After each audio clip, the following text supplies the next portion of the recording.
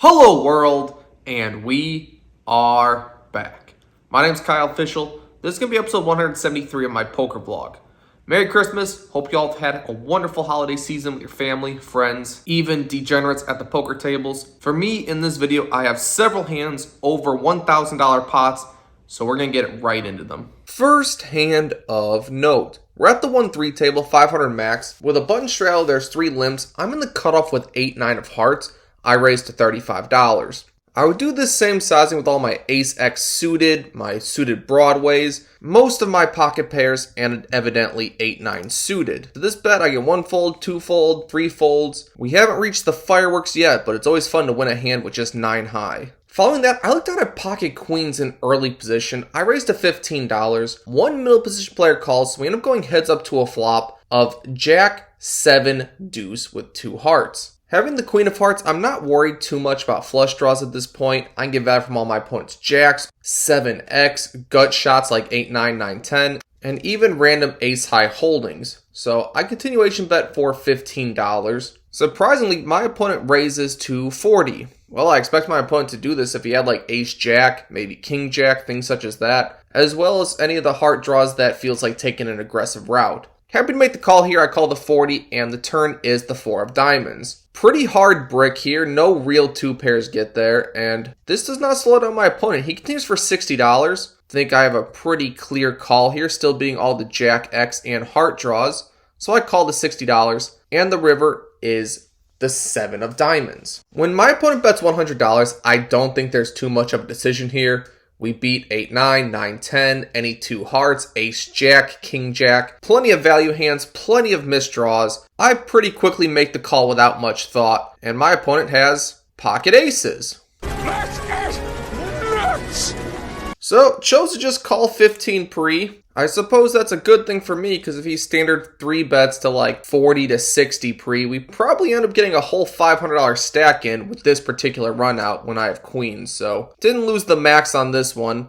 We'll take this as a positive. Following that, with 1 limp, I'm in the cutoff with 7, 8 of diamonds. I raised to $15. The small blind and the limper decide to call, so we end up going 3 ways to a flop of ace, 10, 3 with 2 diamonds. I feel pretty confident on this one. We have a limper and a small blind, so not too many strong aces should be in any of these opponents' ranges. Additionally, I can just have a lot of 2-barrel opportunities where even if I don't make my flush, I could get the best hand by the river. But we're going to start with a $20 bet when it's checked to me, and this thins one of the players. The small blind continues. The limper decides to fold. Turn is the 10 of clubs. Pretty horrendous card, honestly. If I had any of my ace X's, this would be a pretty natural check for me. So when my opponent checks to me, I think that I'm kind of handcuffed into playing this the way I would play a majority of my range here. So I checked this one back, hoping to realize, hoping to get even just an 8 or 7 on the river might give me the best hand. But the river is the ace of clubs. Well, that's pretty horrible for my exact hand. Not bad for my range, but my opponent bets $35.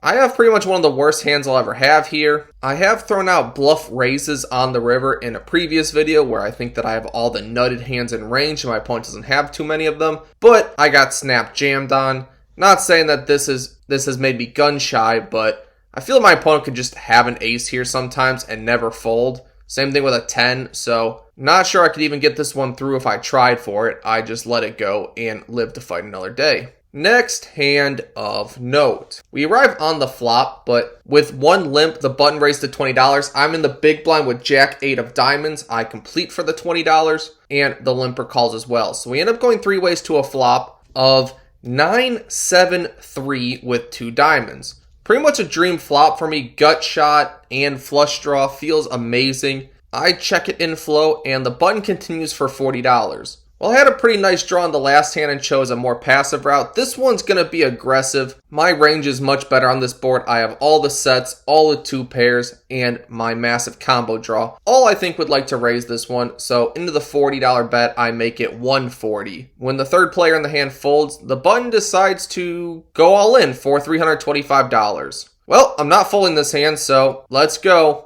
Me and my opponent agree to run it twice, and I'm hoping I can hit a diamond on one of these boards. First turn card, 9 of hearts, not very good. River is a jack. I don't even think I'm good here. I think my opponent has an overpair. Second turn card, 5 of diamonds. Thank you, I get there. We're definitely chopping this. River, 10 of diamonds. My opponent shows pocket aces with the ace of diamonds. So he gets to scoop this one as the running diamonds gives him a higher flush. That's quite disappointing. What, are you gonna cry now? Come on, cry, baby, cry for me. Come on, cry. Alright, we have graduated to the 2-5 game. Not a very optimal seat for filming, but we'll make it work. I'm under the gun with ace king of diamonds. I make it $20. A late position player calls, a small blind calls, and then the big blind raises to $110. Quite a large sizing. This is an opponent who isn't necessarily a nit, but I would definitely classify him on the tighter side. So thinking a 4-bet is kind of just a punt here as he 3-bet into 3 other players. I choose to just call this one, get to play in position, reevaluate post-flop, and not get 200 big blinds in pre-flop with just ace-king. Not the best if you actually check the solvers. When I called, the other 2 players fold, so we end up going heads up to a flop, which comes ace-queen-9 with 2 diamonds. Wow. Pretty phenomenal board, top pair, nut flush draw, backdoor straight draw. We have pretty much all of this board locked up. However, my opponent does have ace queen in range a lot of the time, so we don't actually have to have the best hand here. But when my opponent checks to me, I feel pretty safe going for some value here. I think when he checks, he's relegated kings, jacks, tens, pocket pairs that are lower than the ace. So we're going to down bet his 3-bet. Only $100, trying to build the size of the pot while we have a good hand here, but my opponent lets his hand go pretty quickly. So we win the first hand at 2-5. Let's make it 2 for 2. I button straddle. With 2 limps, the cutoff raises to $55. I look down at 8-9 of diamonds. Think that this would be quite a loose 3-bet, so we're going to just call here, play this one in position, and we're not worried about this one going multi-way. For 55, one of the limpers calls and the other one folds, so we end up going 3 ways to a flop, which comes ace 5 deuce, 2 diamonds. So somewhat similar to the last one. When my opponent checks to me, maybe he'll just give me credit for an ace again, as we showed. I'll just call 3-bets and raises with ace king, so I could easily have a strong ace here. When it's checked to me, I bet $80. The middle position player decides to fold, but the cutoff is going to be a little bit sticky. When the turn is the 7 of hearts, I actually planned on checking back most turns, but this one gives me a gut shot I was not even expecting. So picking up more outs to basically a nutted hand at this point, I'm going to throw out a second barrel. $225. I think this bet should definitely get his 10s, 9s, 8s, jacks, and queens to fold. Even if this opponent was opening like ace 8, ace 9, and ace 10 offsuit, those hands probably give up to the second barrel as well. But when my opponent calls, I'm hoping to hit the river one time. Otherwise, we're going to have to blast off, trying to tell the story that we have a strong ace. However, the river is the ace of clubs. Not quite the card I'm looking for. If my opponent had any middling pocket pair, and he thought he was good on the turn, this is actually a really good card for him. If he had like pocket 9s, and I bet 2 streets, I think my hand looks just like a diamond draw here. River ace makes it highly less likely that I actually have one. Yes, the times I do I would bet, so maybe this means I have to bluff here, but I choose to wave the white flag here, check this one back, just give up. I have the hand I'm hoping my opponent can have. Straight draw, flush draw that can call flop, call turn, and then have to give up river. So blocking a lot of the hands that I could get to fold to the river bet, I check it back. My opponent has pocket kings with the king of diamonds. So that one specifically may fold, as having the king of diamonds makes it less likely I have a flush draw and a little bit weighted more towards value. But who knows, maybe this opponent just calls anyway, thinking that kings are just too strong to fold on this board. Well, 1 for 1 at 2-5. Let's see if we can turn it around. I'm in the small blind with pocket 8s. With 1 limp, the cutoff raises to 30. I call, the big blind folds, and the limper calls. So we end up going 3 ways to a flop of 8 in the window. Beautiful sight, followed by 8, 10, and an ace of diamonds. So with 2 diamonds, 1 spade out there, my hand is kind of vulnerable. A lot of draws to protect against, but when we check to the pre-flop aggressor and he bets $40, I am not going to just call this one. We're going to raise it up right here. We've been aggressive with our draws. Now we have to be aggressive with our made set. There goes nothing, hot dog. So I make it $125. The limp caller cold calls the 125. Wasn't really expecting that. And then the cutoff calls as well. So we're actually still going 3 ways to a turn card, which is the 5 of clubs. Quite a serious brick. I think I definitely need to size up here. Need to get value from diamonds, king, queen, jack 9, ace X. Plenty of hands. We bet $350. Well, the player who limp called calls again. After this $350 bet, I only have $450 in my stack. I think I've set up for a nice river jam on any safe river card. Please, dealer, can you not put a diamond out there one single time? This time, it is the 7 of clubs. In the moment, I really thought my opponent just had a diamond draw that whiffed, so I wasn't really expecting it called all too often. And also what was going through my mind is, I guess if he just has jack 9 and I check and he jams, I'm calling anyway. So might as well jam myself and force ace jack, ace 10, all that stuff into a difficult decision. So I rip for $450 and my opponent pretty quickly folds. Either way, we take down a massive pot, feeling good, back in the right direction. We win another less notable one before the next hand of note. I'm in early position. I have ace king. I raised to $20. One middle position, late position, and big blind call. So we end up going 4 ways to a flop, which comes ace king queen with 2 diamonds. Not worried about too many flush draws. I have the ace of diamonds. Jack 10 is probably going to throw out a bet themselves. I think this hand will function best as a check raise. I think my opponent might throw out a bet if he had like queen jack, king jack, ace 10, any 2 diamonds, and we can start building a pot here pretty quickly while we're relatively confident we have the best hand. No one should really have a set without 3 betting on this particular board. But when I check, it checks all the way through, and the turn is the ace of hearts. So we fill up. But now the question is, we have so much of the board locked up, how can we get a lot of money in? I expect any of my opponents to bet if they had a flush draw, so I think the only way to go for value is to go for the double check raise. So we check, praying someone will value bet a king, a queen, maybe just jack 9 wants to bluff at it, we could put him in a weird spot. And my prayers are answered. Middle position player puts out $50. It folds to me. That part's less ideal. Would have liked to see some calls, but we're raising. We make it $150. My opponent calls very quickly. Not really sure what I want to see on the river.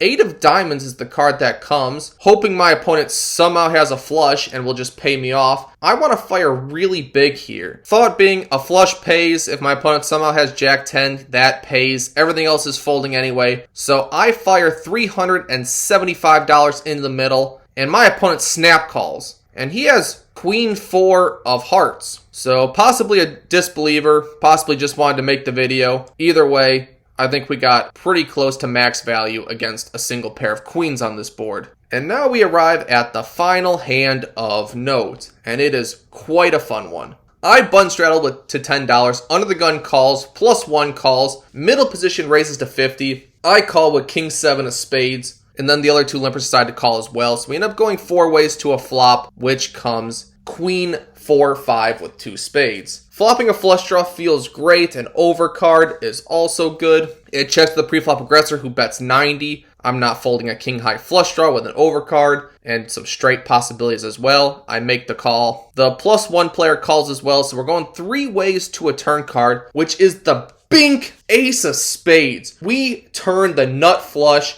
and this pot is already huge. This is a good sign. When it checks to me, I definitely want to continue betting, want to build the size of the pot. I don't want to go too big because I think that if my opponent had a queen, he might just fold to any sizing anyway. So we make it just $200, under half pot, closer to a third. And to this bet, the +1 player decides to call. The preflop aggressor decides to fold, and now we are heads up to a river card. Please, dealer, can you not pair it one single time? Well, this time he does. And it's the worst one. It's the ace of clubs. Ho, ho, ho.